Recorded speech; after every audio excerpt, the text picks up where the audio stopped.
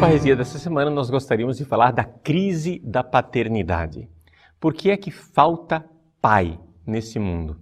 Nós estamos vivendo uma espécie de crise em que parece que ninguém quer assumir o papel de pai. Nesse mês de agosto, em que a sociedade civil celebra o Dia dos Pais, nesse mês de agosto, em que a Igreja Católica no Brasil celebra o mês das vocações, vamos parar um pouco para pensar a respeito desta vocação de ser pai. Primeira coisa é que nós vemos que Jesus disse: a ninguém chameis de pai neste mundo. Quando Jesus diz que ninguém deve ser chamado de pai nesse mundo, nós vemos claramente que nós desobedecemos essa palavra de nosso Senhor. Porque nós chamamos os nossos pais de pai, nós inclusive chamamos os padres de pai, não é verdade?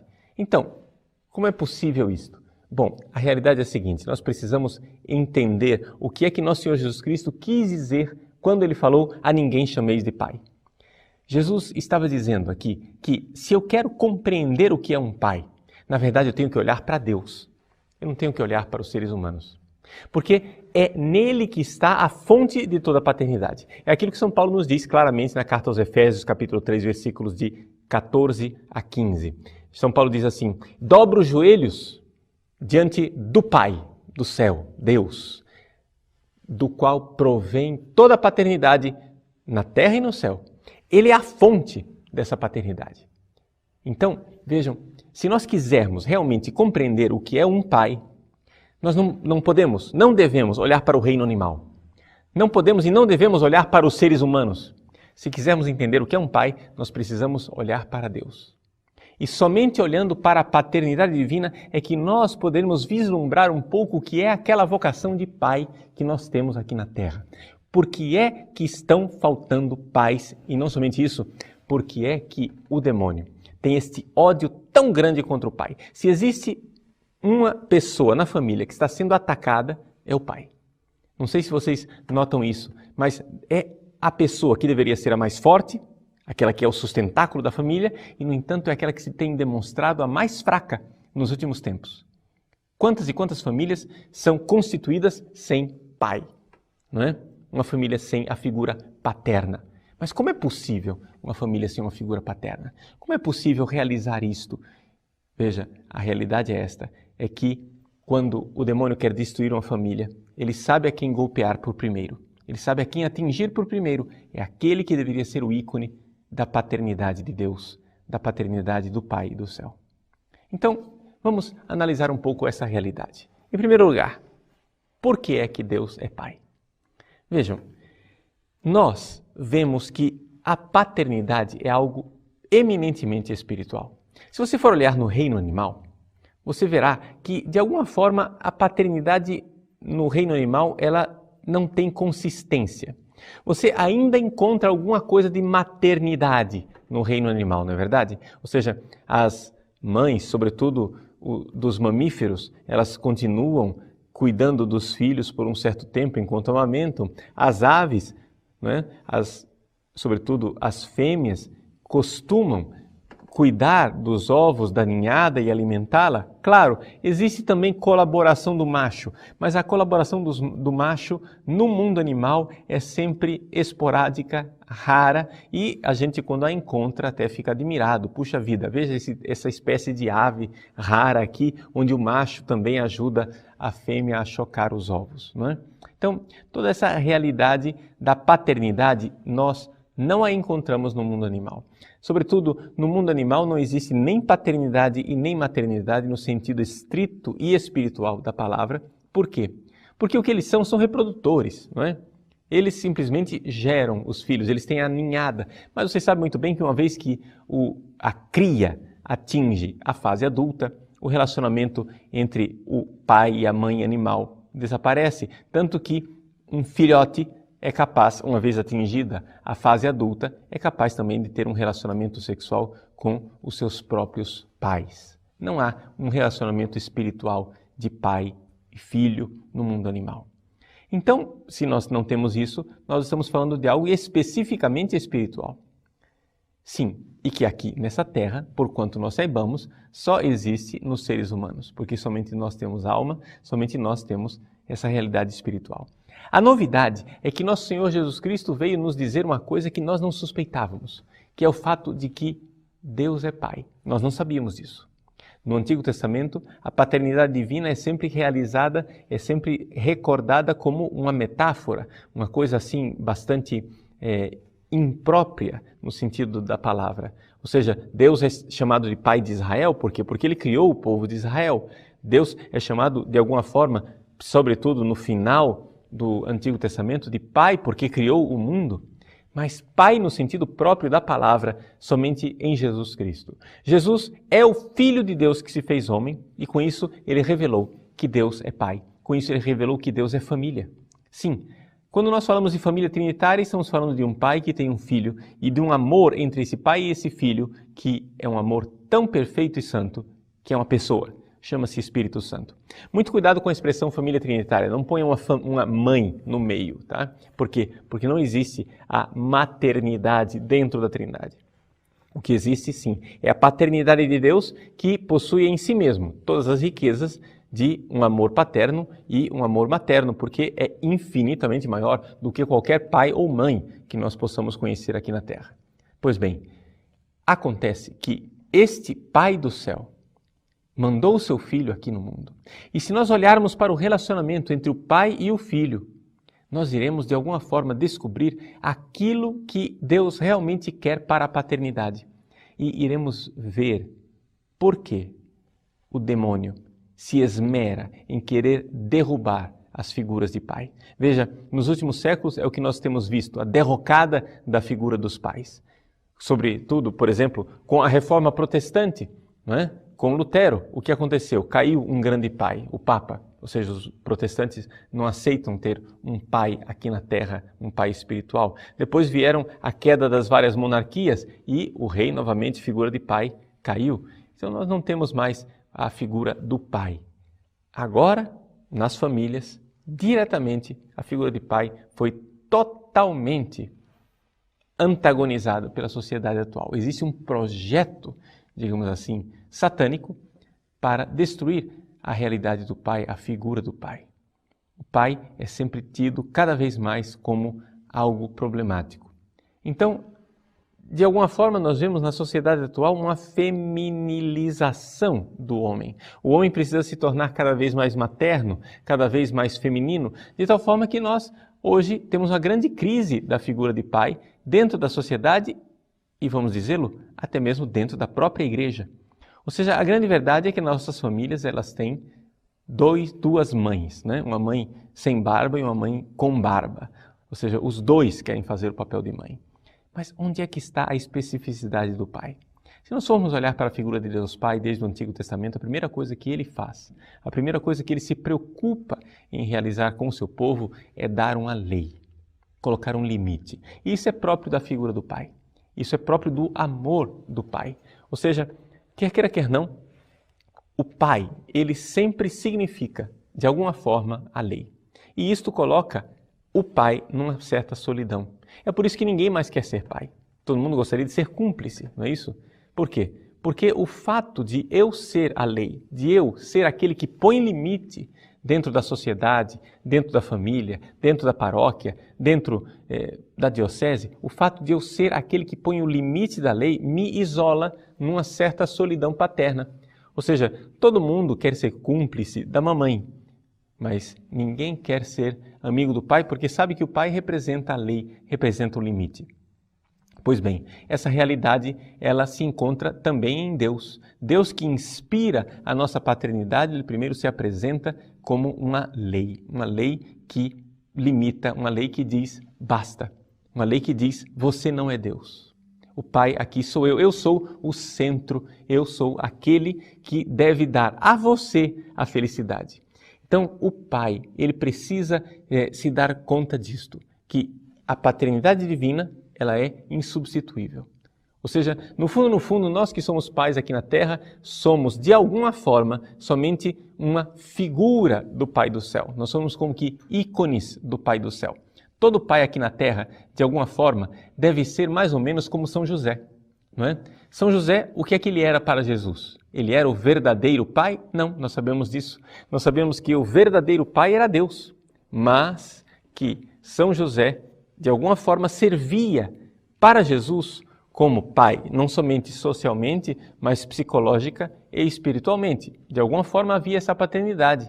Nós sabemos disso quando Nossa Senhora, por exemplo, reencontra Jesus no templo entre os doutores, ela diz para Jesus: Filho, por que fizesse isso conosco? Eu e teu pai te procurávamos. Nós sabemos que Jesus chamava São José de pai por causa desta frase da Virgem Santíssima. É claro, Jesus chamava esse homem aqui na terra de pai, mas ele sabia muito bem que este homem aqui na terra não era o pai, com P maiúsculo, não era o Abba, mas era simplesmente alguém que era um ícone do pai. Mas nós, pais, aqui na terra, precisamos, de alguma forma, ser esse ícone, ser esse limite. As crianças, os filhos, devem estar sujeitos ao pai, não como um déspota. Não é que o pai aqui ele seja a lei e então vocês têm que me obedecer porque eu sou o centro do mundo. Não. Veja, o centro do mundo é Deus Pai, com P maiúsculo. Nós somos somente o ícone deles. Então, a grande ação do pai, a missão paterna, é se colocar de joelhos diante do pai. É fazer aquilo que diz São Paulo na carta aos Efésios, no versículo que eu citei para vocês. Dobra os joelhos diante do pai. São Paulo aqui está escrevendo como pastor, como pai espiritual para uma comunidade e diz: eu, que faço o papel de pai, dobro os joelhos diante do pai, de quem recebe o nome toda a paternidade no céu e na terra. Então, se eu me colocar de joelhos diante de Deus Pai, eu saberei ser um pai aqui na terra. Se eu me colocar e me puser debaixo da paternidade divina, isso quer dizer o seguinte, que a lei de Deus deve valer no coração do pai. A primeira coisa que um pai deve saber para a sua família é que ele deve ser temente a Deus. O pai deve ser o primeiro a obedecer a Deus. O pai obediente é um pai que será obedecido. Quando os filhos virem que o pai dá o exemplo, que ele é o primeiro a se colocar de joelhos e aceitar, adorar a divina vontade de Deus, os seus filhos seguirão o exemplo. É uma coisa impressionante que, estatisticamente falando, seja assim. Ou seja, uma mãe devota, católica, amorosa, temente a Deus, que segue as leis de Deus, não arrasta os filhos para a igreja da mesma forma que um pai temente, devoto. Por isso, nós, pais, sabemos, né? O pai do sexo masculino sabe da grande missão que ele tem. Você precisa se conscientizar disso. Nós precisamos nos dar conta desta necessidade imensa que nós temos de assumir esse papel. Agora, infelizmente, isso tem um preço. Isso tem um preço e o preço é uma certa solidão. Assim como Deus Pai, que está no céu, continua habitando em luz inacessível, não é? Como diz ele de São Paulo, também os pais aqui na terra devem saber que eles não são cúmplices. Nós não devemos agora começar a rivalizar com a mãe. Que coisa feia quando um pai começa a rivalizar a cumplicidade da mãe. A mãe, ela é muito mais amiga, muito mais próxima das crianças. O pai, claro, ele deve se fazer próximo também, ele deve amar, ele deve ser amoroso, mas não deve ficar com ciúmes quando ele nota que os filhos, de alguma forma, preferem afetivamente estar ao lado da mãe. Por quê? Porque faz parte do sacrifício do pai. O pai, ele deve também se preocupar com a missão do filho. Vejam, o Pai do céu enviou o Filho na terra. Ele assim manifestou essa sua função de enviar o Filho ao mundo. Também os pais aqui da terra têm essa função. Enquanto a mãe, ela segura em casa, ela quer segurar o filho na barra da saia, não é? Primeiro ela segura o filho no ventre, depois ela segura o filho no colo, depois ela quer segurar o filho em casa. O pai, ele é chamado a enviar o filho para o mundo. O pai é aquele que, de alguma forma, desafia a criança para enfrentar a sociedade, o mundo e o futuro. É por isso que hoje em dia nós temos jovens, rapazes e moças que crescem de forma tão insegura.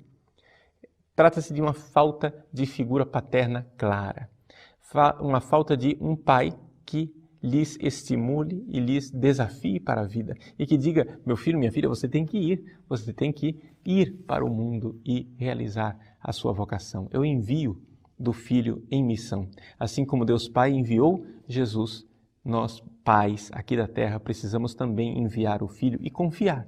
Confiar na educação que nós demos, confiar nos limites que nós pusemos. Claro, nós sempre podemos cobrar, sempre podemos estar dando uma certa assistência, mas confiar que Ele deve fazer, ele deve dar conta, de alguma forma, daquela missão que ele recebeu, se tiver um coração verdadeiramente de filho.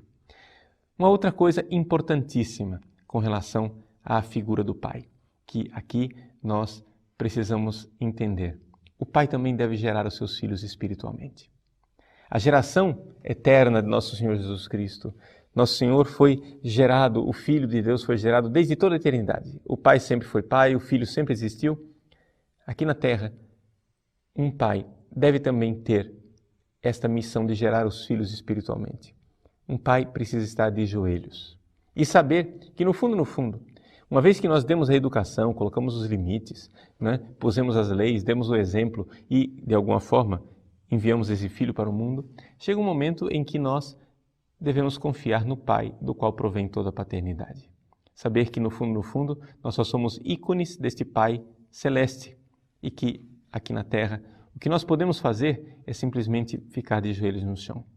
Que bonito ver um pai que tem calos no joelho pelos seus filhos, por ser grande intercessor do futuro dos seus filhos. Os filhos precisam ser gerados também, com o terço na mão, com a Bíblia na mão, na adoração diária, na devoção à Virgem Maria, na comunhão diária, na confissão frequente. Um pai é alguém que deve gerar espiritualmente os seus filhos. E isto é muito importante. É muito importante porque, no fundo, quem está gerando é Deus Pai. E nós somos somente esse ícone. Daí nós vemos por que é que o demônio, por que é que Satanás ataca tanto a paternidade, ataca tanto os pais. Exatamente por isso. Porque o pai do sexo masculino, de alguma forma, ele é ícone de Deus. E já que Satanás não pode atingir a Deus e a sua paternidade, termina atingindo todos aqueles que são seus ícones, todos aqueles que são, de alguma forma, a sua visibilidade aqui neste mundo. E é assim que todas as figuras paternas vão sendo destruídas. A figura paterna do Papa, dos reis, dos bispos, dos padres. Por exemplo, todo o escândalo de pedofilia que nós vimos nos últimos anos. O que é isto? Isso é simplesmente uma destruição da figura do padre enquanto figura paterna. Eu me lembro, por exemplo, do grande testemunho de conversão de um artista inglês chamado Sir Alec Guinness. Sir Alec Guinness, ele fez um filme bastante antigo chamado O Padre Brown, Os Mistérios do Padre Brown. E ele, enquanto filmava este episódio, Sir Alec Guinness, nessa época, era um agnóstico. Ele estava afastado da igreja, não tinha conhecimento de religião, não queria saber de Deus. E ele foi, então, escalado para fazer o papel de um padre. Lá estava ele na França, girando um filme onde o papel principal era de um padre e o padre era ele. Então, ele estava de batina, um dia, terminou o seu trabalho, estava muito cansado para tirar a fantasia de padre e então foi para o hotel, andando de batina mesmo. E ele cruzou as ruas daquela pequena cidade francesa onde ele se encontrava. De repente, de uma esquina aparece uma criança que não tinha mais do que seus 8 anos de idade. A criança grita para ele, mon père, que é como os franceses chamam os padres, meu pai, meu pai. E então pegou a mão dele e os dois caminharam um bom pedaço da quadra, juntos, de mãos dadas, e o menino alegre e contente, dando pinotes de alegria e contando alguma coisa que Sir Alec Guinness não compreendia absolutamente, porque o menino falava em francês. Lá pelas tantas, ele tinha que cruzar a rua, o menino então disse, au revoir, mon père, e foi embora. O Sir Alec Guinness ficou atravessado por aquela cena, porque ele ficou pensando assim, que religião é essa? Que faz com que uma criança inocente confie tanto num homem desconhecido. Ou seja, a confiança na figura do pai que o padre representa. Então, naquele momento, ele começou a investigar o catolicismo e começou a ver o que era um padre. Começou a ver o que era a religião católica e se converteu. Sir Alec Guinness morreu como católico, morreu como fiel católico e diante desse grande testemunho. Vejam, isto foi no início do século XX, na primeira metade do século XX. Mas e nós? Nós o que é que vivemos hoje? Nós vivemos uma derrocada dessa figura paterna. Hoje, em vários lugares do mundo, o demônio fez o seu trabalho tão bem feito que ele fez de tal forma que os padres têm um medo absoluto de tocar em crianças. Têm um medo de manifestar carinho, medo de manifestar a essas crianças, mesmo publicamente, essa intimidade e esta paternidade a quem as crianças têm direito. Vejam, meus irmãos, aqui é a grande realidade. Precisamos resgatar a figura do pai. O pai, esse homem que não me agride sexualmente, mas que me desafia para o mundo, me dá uma lei, me dá um futuro e ao mesmo tempo me gera espiritualmente.